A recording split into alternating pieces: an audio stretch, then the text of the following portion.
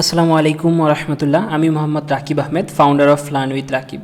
আজকে আমাদের কেডিপির 16 নম্বর ক্লাস, যেখানে আমরা শিখব how to make inner pages for paperback.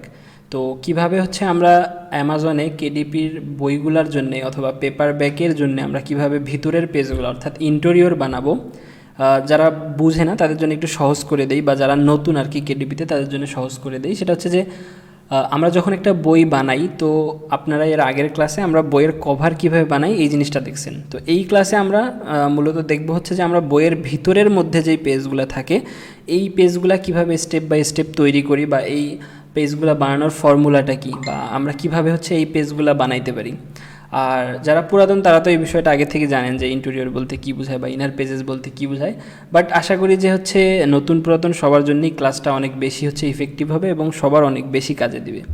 তো ক্লাসটা লম্বা হইতে পারে, যেহেতু আমি পুরা একদম ইন্টেরিয়রের প্রত্যেকটা পেজ বানায় দেখানোর চেষ্টা করব ইসলামিক অ্যাক্টিভিটি বুক, যেটা আমরা এর আগে কভারটা বানাইছিলাম সেটার জন্যে। তো সময় লাগতে পারে, এই কারণে আমি এটাকে কয়েক পার্টে রাখার চেষ্টা করব ইনশাআল্লাহ। তো সর্বপ্রথম আমাদের যখন আমরা কোনো বইয়ের জন্য ইনার পেজ বানাবো বা ভিতরের পেজগুলো বানাবো, তখন মাস্ট বি আমাদের একটা জিনিস জানতে হবে যে আমাদের বইয়ের সাইজটা কত, এবং ওই সাইজ অনুযায়ী আমাদেরকে টেমপ্লেট বানিয়ে নিতে হবে। তো আমরা দেখছিলাম যে আমরা যখন কভারটা নিয়ে রিসার্চ করছিলাম, তো আমাদের বইয়ের সাইজ ছিল 8.5x11।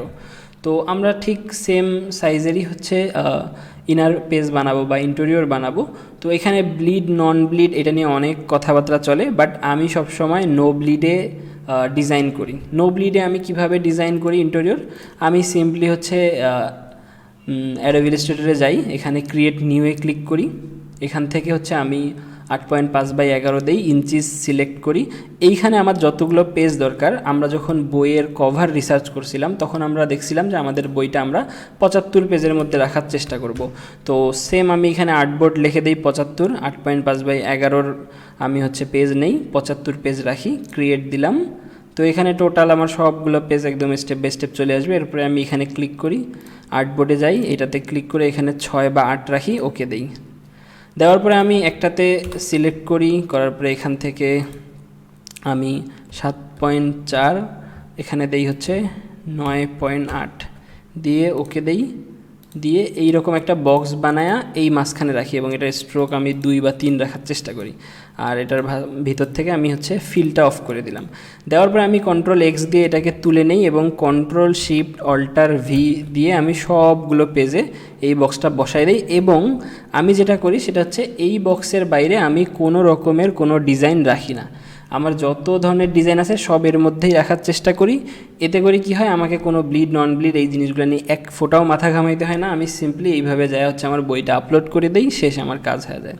আচ্ছা, তো আমরা যেহেতু এখন পাইলাম যে আমরা কিভাবে আমাদের বই সাইজ বের করব এবং সেই অনুযায়ী টেমপ্লেট বানাবো, এবার আমাদেরকে কী করতে হবে, একটা ইন্টেরিয়র বানানোর জন্য আমাদেরকে ইন্টেরিয়রের জন্য কন্টেন্ট রিসার্চ করতে হবে। আমরা যখন কোনো একটা ক্লায়েন্টের কাছে আমাদের বই বিক্রি করি, বা অ্যাজ আ কাস্টমার যখন কেউ আমার বইটা কেনে, তো সে অবশ্যই তার কোনো একটা কাজের জন্য আমার বইটা কিনবে। হয়তো সে তার বাচ্চার পড়ালেখার জন্য কিনতেছে, অথবা বাচ্চার রং করার জন্য কিনতেছে, অথবা সে ডেইলি লাইফের কোনো একটা জার্নাল কিনতেছে, অথবা কোনো একটা বিষয়ের কোনো লগবুক কিনতেছে, নোটবুক কিনতেছে। তো যেইটাই কিনুক না কেন, মেইন কথা যে সে কিন্তু আমার কাছ থেকে একটা কন্টেন্ট কিনতেছে, যেটাকে সে নিজের বাস্তব লাইফে অথবা রিয়েল লাইফে সেটাকে কাজে লাগাবে।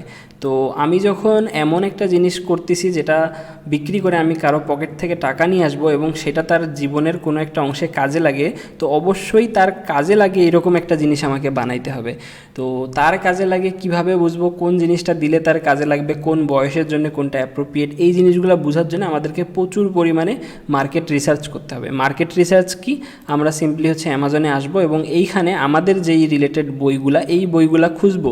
অর্থাৎ যারা অথর বা যেই অথরগুলা অলরেডি মার্কেটে বই আপলোড করছে, অথবা তাদের বই অলরেডি মার্কেটে আসে, তারা এই জিনিসগুলো রিসার্চ করে সবাই না, যারা হচ্ছে ভালো সেল করতেছে বা যাদের আমরা দেখি যে হ্যাঁ তারা একটা ভালো পর্যায়ে আছে এবং ভালো সেল ধরে রাখছে, যেমন ধরেন কথার কথা এ 67টা সেল করছে, অর্থাৎ 67টা মানুষ যখন তাকে রিভিউ দিছে, তার মোস্ট অফ দ্য রিভিউ দেখেন 5 স্টার আছে, 1 2 3 স্টার এগুলো থাকেই স্বাভাবিক, অনেক সময় অনেক কারণে হচ্ছে 1 স্টার 2 স্টার হয়, অনেক সময় রাইভেলরা আসিয়া 1 স্টার দিয়ে দেয়, যাই হোক এগুলো নিয়ে পরে কথা। তো মোস্ট অফ দ্য রিভিউ তার যখন আমরা 5 স্টার দেখতেছি, তো বোঝা যাচ্ছে যে হ্যাঁ তার বই এমন কিছু মানুষ পাইছে যেই জিনিসটাকে মানুষ পছন্দ করতেছে। এবং আপনারা যখন ধরেন কথার কথা এই বইটার রিভিউ দেখতে যাবেন এবং রিভিউগুলো একটু পড়ে দেখার চেষ্টা করবেন, মাস্ট বি যখন যেই বই থেকে বা যে কোনো বই থেকে আপনারা কন্টেন্ট নেন একটু রিভিউটা পড়ার চেষ্টা করবেন।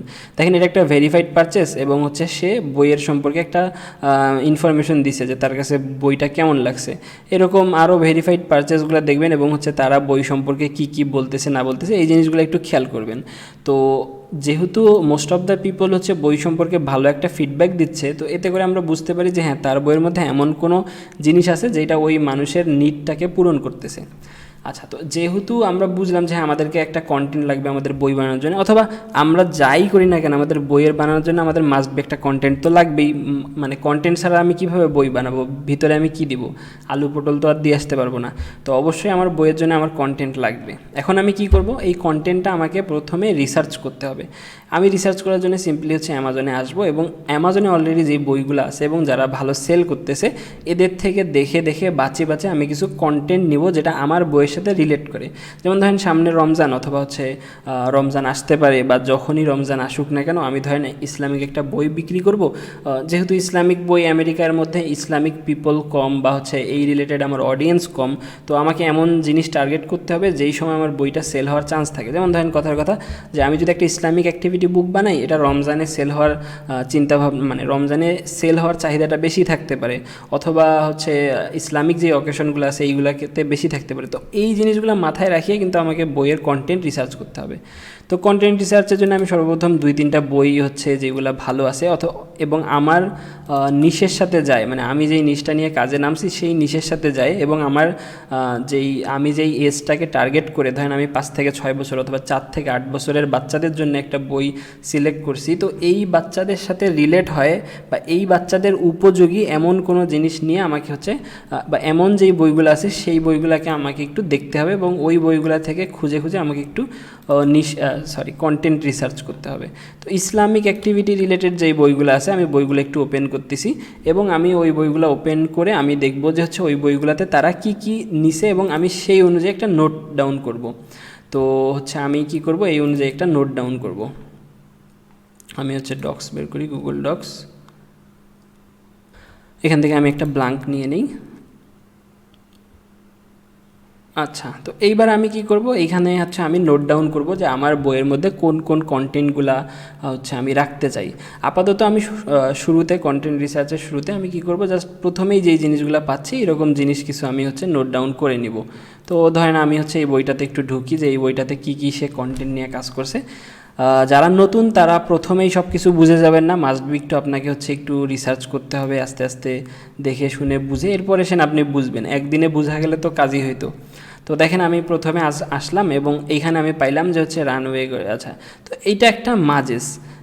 এখন মাজেস এটা কীভাবে বুঝলাম, আমরা কাজ করতে করতে বুঝছি, যারা নতুন তারা তো বুঝবেন না, তাদেরকে একটু রিসার্চ করে দেখতে হবে। রিসার্চ করার জন্য সবচেয়ে সহজ উপায় হচ্ছে, যেটা বুঝতেছেন না একটা স্ক্রিনশট নেবেন, গুগলে যায় সার্চে দিবেন, বুঝে যাবেন যে ওইটা কী জিনিস। আচ্ছা, একটা দেখাই দিই, অনেকে আবার এই জিনিসও বুঝবে না।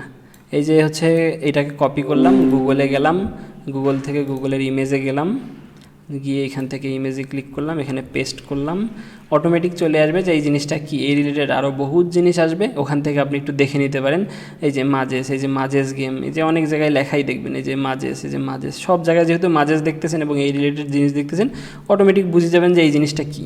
আচ্ছা, তো আমরা কাজে ফিরে আসি। তার মানে আমরা বুঝলাম যে এ বইয়ের মধ্যে মাজেস ইউজ করছে, তাহলে আমরা লিখি যে আমরা এক নম্বর একটা জিনিস পেলাম যেটা হচ্ছে মাজেস।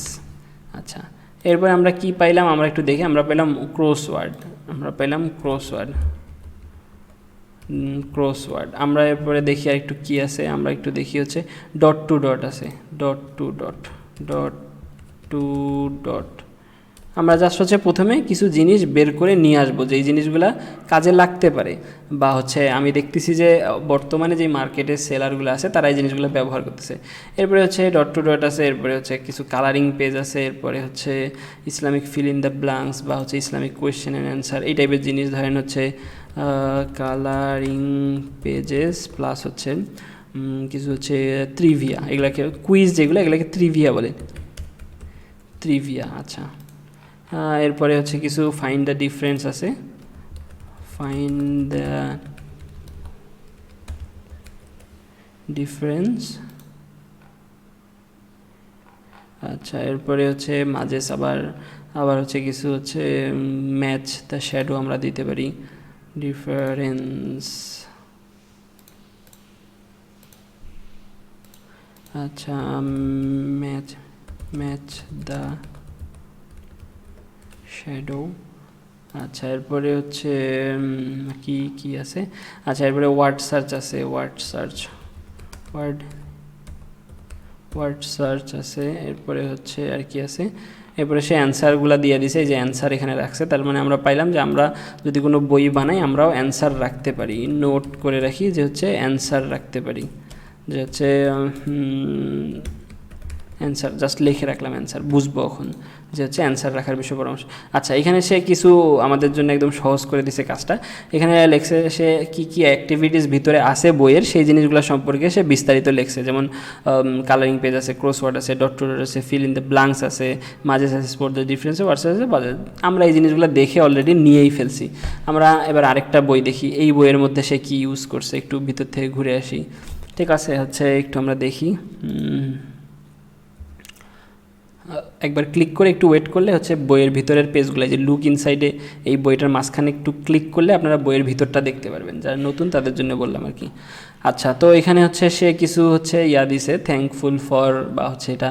এরপরে হচ্ছে সে নামাজের ব্যাপারে একটা রুটিন দিছে, এরপরে হচ্ছে কি দিছে, ইসলামিক ওয়ার্ড স্ক্র্যাম্বল দিছে, ওয়ার্ড স্ক্র্যাম্বল আমরা লিখতে পারি, ক্রসওয়ার্ড।